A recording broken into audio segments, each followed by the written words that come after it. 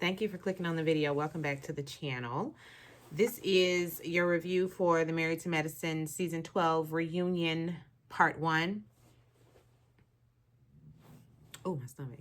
But do I feel like the lighting. I like it, but I feel like it's different. Something's different. And I don't know what it is, but I think I like this lighting. I have my blinds open, which I don't normally do, but I also have the light in a different position. And I don't have the other one on. I don't know what it is, but I like it. Anyway, we're gonna let's first of all, let's start with the looks. I didn't start with the looks in my notes, but we're gonna start with the looks. So Toya was best dressed for me. Best dressed, best face, best hair. She looked amazing. She looked stunning. She's actually Toya, and not actually, but Toya is a beautiful girl. And so it don't take much, but sometimes she can just look so soft. And, like the makeup, it was just perfect. Her makeup was very soft. And you can get vampish. You can get vampish when it comes to red. Because I did not like Brandy's makeup. I didn't like her shade of red lipstick. It was kind of clashing for me with her look. But Toya was best dressed. Toya was best dressed, best face, best hair, best everything for me. Simone. Now I appreciate Simone choosing maroon. Hell, the maroon and gold. That was just a little BCU plug for the Wildcats out there. I appreciate her choosing the shade of red that she chose. However, seated, I ain't like her dress. I also, we saw the pictures where everybody is standing, and I wanted her to choose a different shoe. And her hair flopped on her. So maybe she should have done something different.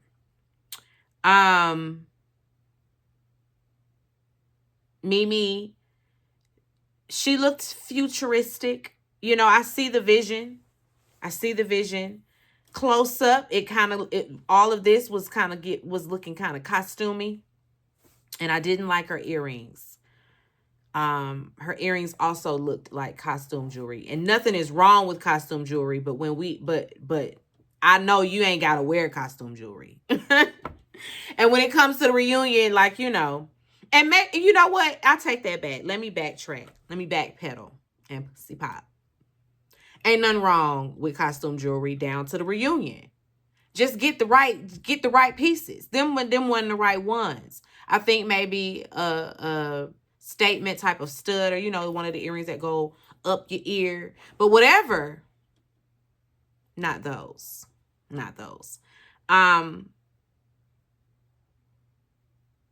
Quad. Her dress was kind of lackluster for me as well. But, I mean, she looked nice in it. I like that we was getting a nice piece of leg. She gave us a nice piece of, split. Her split was very high. It was high up the hip. I like that. I did not like the shade of blonde that we chose. I think she was kind of looking like Goldilocks. And I know that ain't what she's trying to look like. Maybe had we done, I like when women, not women, but black women. Let me spec, because we got to specify. I like when black women of her shade do that, like the blonde that is so blonde it almost looks silver. Love it. They always pull that off. It's always beautiful. I can't think of nobody right now that executes that perfectly, but I see it in my head. And I hope y'all see it. I hope y'all see just exactly what I'm talking about. But that shade of blonde, I didn't like that one. I didn't like that one quite. Jackie's look, typical Jackie. It was very safe, less is more. I liked it. But first of all, she should have wore a coat out there too. Wear the coat out there too. That's really what's setting it off. Wear that coat out there next time, Jackie. You can just drape it around your shoulders. Contessa, she didn't need that train on her gown. Otherwise, it would have been perfect. Heavenly, it was a flop. I didn't like it. I didn't like her hair because the hair was kind of giving Cowardly Lion from The Wizard of Oz. Yeah, it was too much hair. It was just too much. What was the density? It was too much. Okay, let's get into it. So Simone and Jackie, they aren't sharing a room this time. They were beefing at the time, or should I say Simone had issues with Jackie because Jackie loves to ride the fence when it comes to Heavenly and Simone and their feud. So she pulled back, and that's just where she's at with it. She's also not open to repairing anything as it relates to Heavenly. We start with Toya's package, and she's coming in hot. She's coming in hot, like everybody's just been ganging up on her this season. She feels like the ladies, everybody has so many negative opinions about her marriage, and she can start spilling tea too if she wants to. The lady next door was telling her about Damon. And Heavenly is like, well, we can talk about Eugene and what he been up to at the hospital and why he got fired. We didn't dive into that. I don't know why, but we didn't get into it. I needed somebody to ask Andy, where was the follow-up questions? Excuse me, huh? What happened at the hospital? Was he fired? And for what? We didn't even get into it. Everybody has this back and forth about Toya also being someone that loves to speak on other people's marriages, their husbands, what they got going on, all of that. Because she's done it before in the past. Jackie, she pipes up and she can attest to, well, I can say that you have also spoken on other people's marriages, mine being one of them. Toya was over there on Watch What Happens Live saying that Curtis has had his hands on a number of women on the cast, her being one of them. Neither she nor Curtis appreciate that. They don't appreciate that. Toya tries to throw some age shame out there. She says, and directed at Dr. Jackie, and it's like, girl, you ain't no spring chicken. And apparently she feels like because she almost 50, she can say that. And it's like, girl, no, you can't actually. You may be almost 50, but you're not as old as Dr. Jackie. So what was the correlation? Why are you even bringing up age in this? As if she's losing her memory or something because her age. You were age shaming, stupid. Don't try to back it up now like, well, no, if anybody, I'm almost 50. I can say something about age. No, you're age shaming. And when you get to 60-something and the young bitch that's on the show starts doing it to you, we don't want to hear nothing.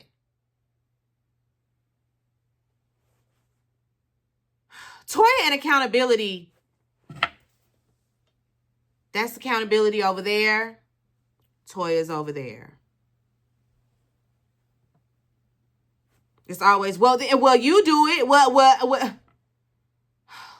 She be on my nerves with that.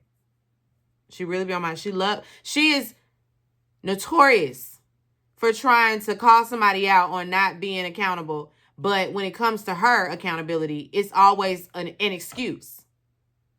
We tell you, don't be saying to that lady's boyfriend, oh, you was trying to hook her up with somebody else. Or not her boyfriend, but you know what I mean. Her little potential.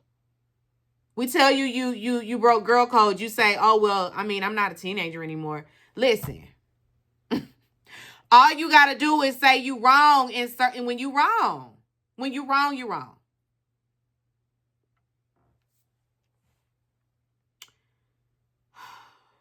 She and Mimi, they also don't mesh. They don't like each other. They never got a good start. They never got a good start. It's just been, very catty since the beginning. Mimi also nitpicks with Toya. Like both of them have their feelings toward, the other. And it shows in how they, behave around one another. Mimi likes to nitpick and she's, trying to find every little reason to put Toya in the little toxic box. And then Toya, I think that she's a little bit intimidated by Mimi and the fact that she is educated in all things psychology. And when it comes to confrontation, when it comes to social settings and things of that nature, where Toya may thrive being the mean girl, or she may thrive playing those type of emotional mind games within the group, Mimi is someone that sees it coming a mile away and she ain't doing it. So she calls it out. And then it's a problem. But I mean, Mimi, we don't want you psychoanalyzing the people every time you coming around. We don't have to always make it we don't have to intellectualize every encounter. Sometimes you can just shoot the shit with the girls. And it not be, well, right now, are you projecting? Could it be that this is poor communication? No, let her cuss her out. Because sometimes, the people need it. But Mimi, she says she's there to facilitate safe and healthy conversations. I guess that's what they hired you for.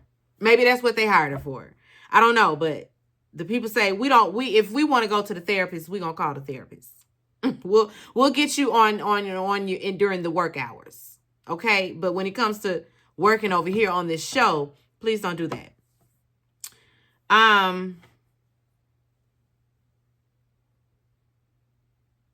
We get into Quad's package.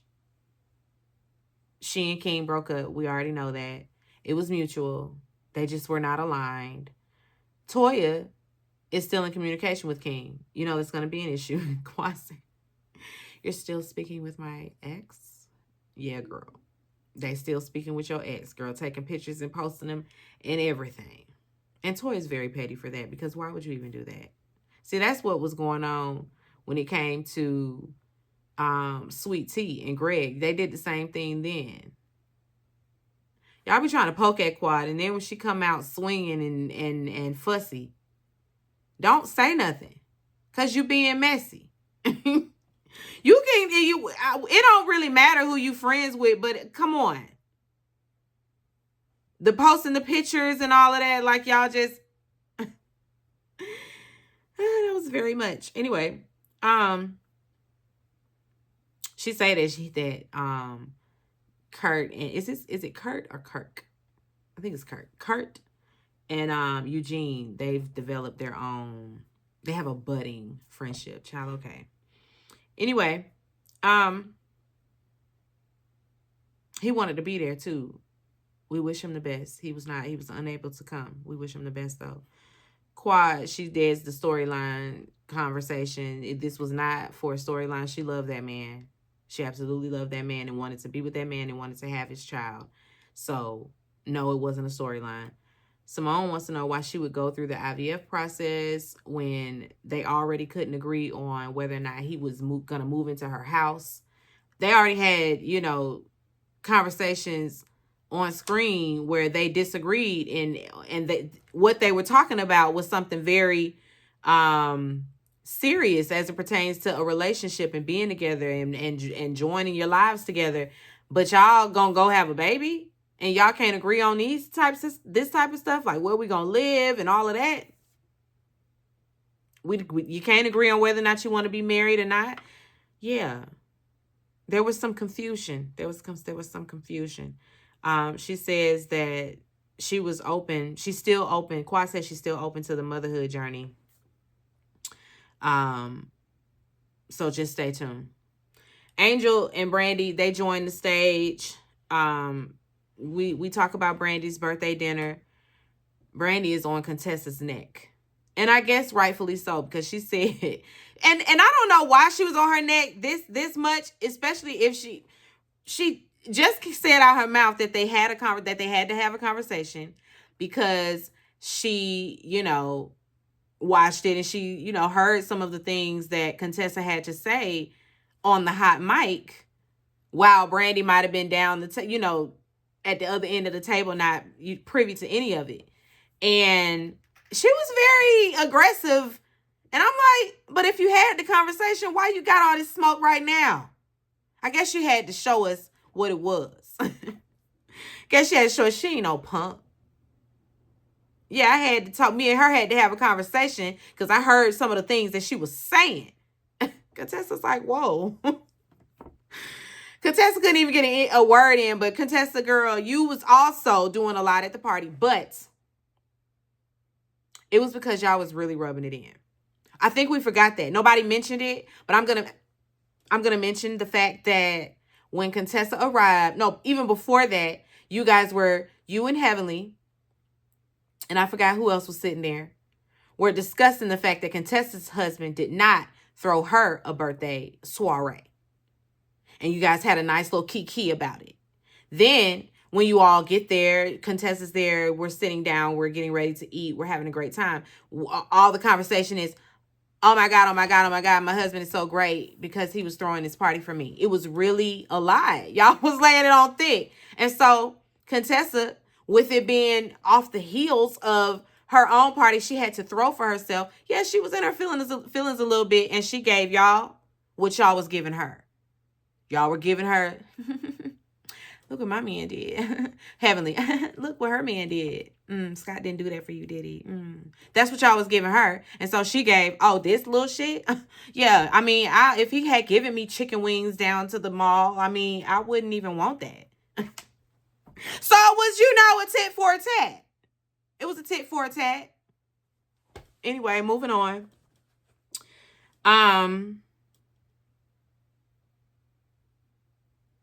Quad, she has a question for Toya. Why would you ask Bernard how Angel was in bed? Why would you ask him that?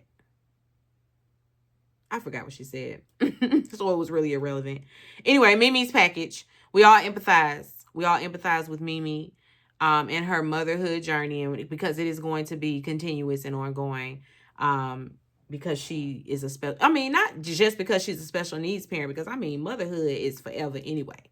But as it relates to being someone's caregiver, and having to really be a hands-on parent, past 18, maybe past 21, I'm sure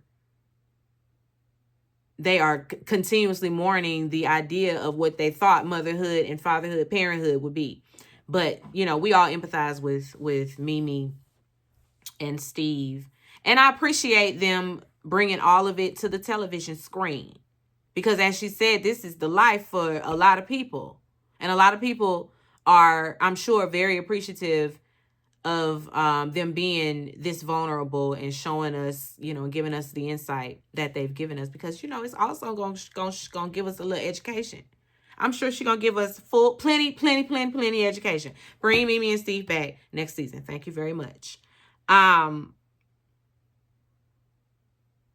don't know. I already talked, because this is when in her package is when they was getting her together about being the therapist to her friends when she off the clock. I think she understands. I think she understands. We're not gonna just use the excuse, it's just in my nature. We said don't do it no more. Okay. So hopefully she understands.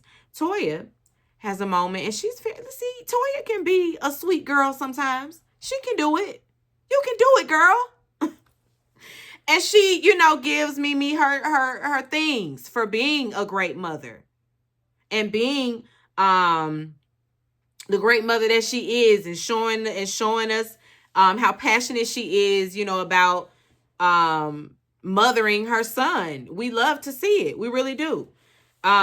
She tells her how much of a great mother she is, and it was nice to see. Go ahead, Toya. You good job, girl. Good job. The men arrive. Curtis stirs it up right away. You kind of antsy over there, Steve. Look, you kind of antsy. Why you got to get it stirred up already, Curtis? Steve's like, well, since you mentioned it. They start talking about the ticket situation. When it comes to this ticket situation, I'm gonna need Dr. Jackie to come to the classroom.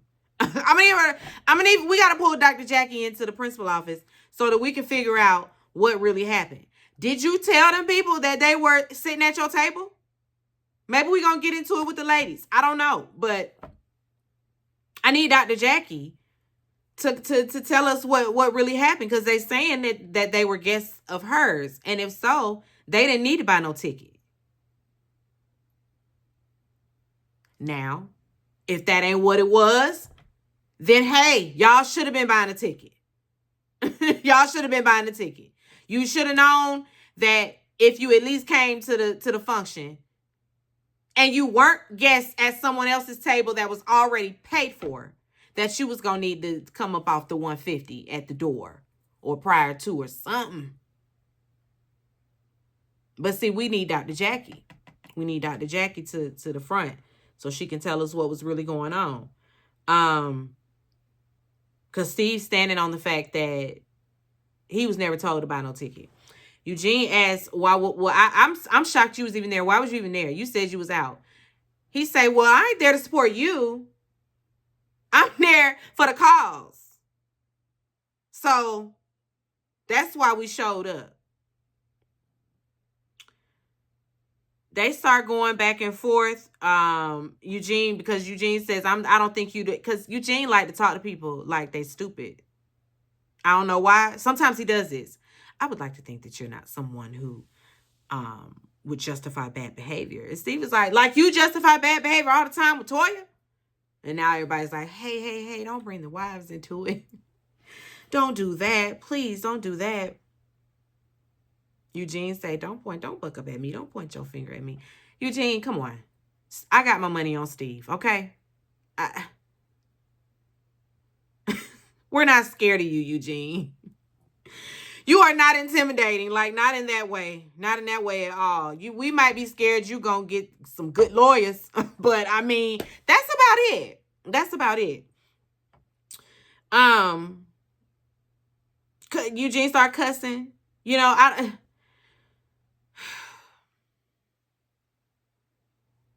Curtis tells Steve that dude ain't gonna admit nothing. Curtis got a little something up in him too for over there for the Harris family. Cause he don't like the fact that Toya getting on TV saying that he touchy-feely on the ladies. He don't appreciate that. Did you check your wife about that? Anyway, we back over there with the ladies. Back over there with the ladies. We get into Heavenly's package. We're gonna play a game first. And he needs them to answer yay or nay to the questions. What's the first question? Because I want to go through these. Okay. Heavenly, will she pass the background check? Yes. Yay. Everybody says yes. Would you trust her with nuclear codes? Absolutely no. Absolutely no. Heavenly, does she need a stylist? Yes. Yay. She says that Jackie is going to be taking her shopping, but she needs Jackie to find some more cheaper locations, because where she has her looking, it might be a little too pricey. Heavenly's campaign, does it have a higher success than her beauty supply? They say yes. And she says, she didn't want that beauty supply anyway. Heavenly tells the truth about her life. Nay. She disagrees. She feels like she does tell the truth. We get an update on her son.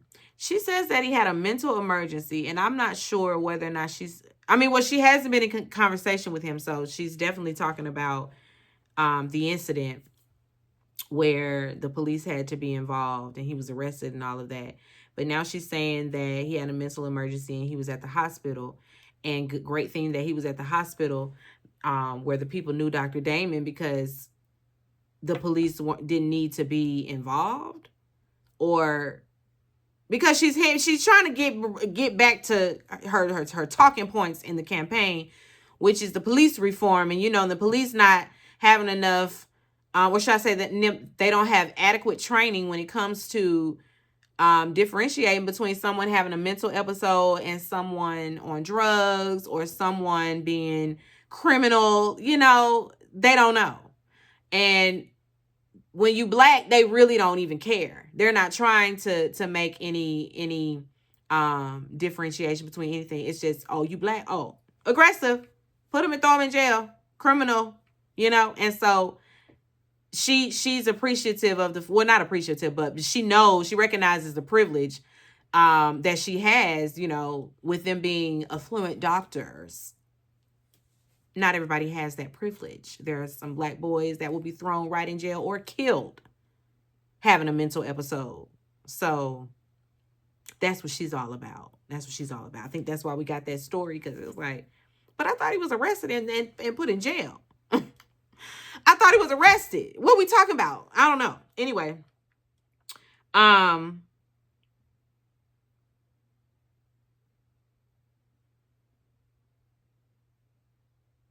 Simone pipes up. I don't know whether she felt attacked or what, but she got to clarify that she don't produce her scenes, and that what she got going on is a real moment. I was like, huh? I don't know, Simone. Anyway, who gonna vote for her? Dr. Jackie will, Quad will, Mimi will, and Contessa will. I think Angel also throws her hand up. The usual suspects over there at the other couch. They're not going for it. And in the green room, Dr. Damon, he got his hand up because he gonna vote for her. And he is also in her corner. So there's that. We get into Simone's package. Simone is done with Heavenly. There is no moving forward. We get it, girl.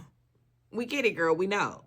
We know you're not moving on. We know you're not moving forward with Dr. Heaven. You don't have to be because it gets to a point where it's catty. When every time you open your mouth, or when we talking to you, I ain't fucking with that bitch. So, I don't know why y'all keep bringing her around me. I ain't fucking with her. Because then when she has some type of response to that, now it's a problem. Just don't, if you ain't fucking with her, then cool. Cool. But I certainly ain't got to hear it every time you saying something, Simone. Good grief. Jackie wants to, because we into the Dr. Jackie and Simone of it all. Dr. Jackie wants to know, what could I have said specifically? Girl, don't act stupid. You know what you could have said in the moment. Yes, Dr. Heavenly is wrong for perpetuating a story that Dr. Simone would ever put her hands on her. They are both my friends, but Dr. Heavenly is dead ass wrong for even introducing it to the conversation. Don't even bring it up. Why would you even say it? Why would you let that come out your mouth? You know good and well Dr. Simone is all mouth. She ain't putting her hands on nobody. And the fact that she would would paint a picture like she would get physical, yeah, that was wrong. And that's what you're supposed to say. Instead, you straddled the fence like you always do, talking about you trying to preserve both relationships. Is she gonna get mad at you for telling the truth? And if she does, then do we need to be friends with people like that? Who lack accountability? Come on, Dr. Jackie. In a way, it's like, what was you saying behind closed doors, Dr. Jackie? What was you and Dr. Heavenly talking about? What was you saying? Was you saying, oh yeah, she shouldn't have did that? It's giving you was saying one thing and in agreement with Dr. Heavenly behind closed doors. So now you want to straddle the fence. I don't know, but it wasn't that difficult to say right is right and wrong is wrong. And that's really what Simone's problem is. You know, you out here saying I'm unhinged and aggressive. Like, why would you do that? Now, I don't think anybody is going to take that. I didn't think it was going to get, grow legs and run away. Because it's you. We talking about you, Dr. Simone. We know you for your works. You yelling and hollering and screaming. And if that hasn't ruined your reputation down to the hospital, then, girl, you good. You good. Because you carry on this show. You carry on. So, this little thing, you taking that lady's arm off your shoulder, girl, come on. We wasn't worried. We wasn't studying Dr. Heavenly when it comes to that.